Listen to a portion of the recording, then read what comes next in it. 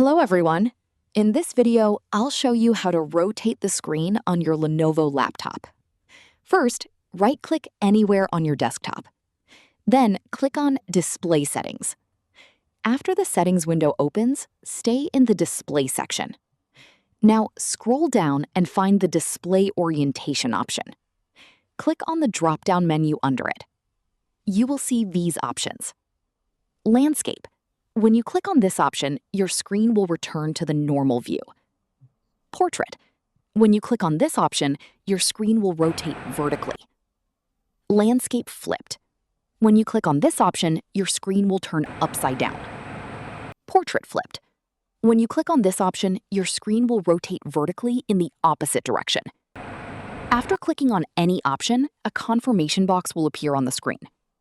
Click on Keep Changes to save the new screen orientation.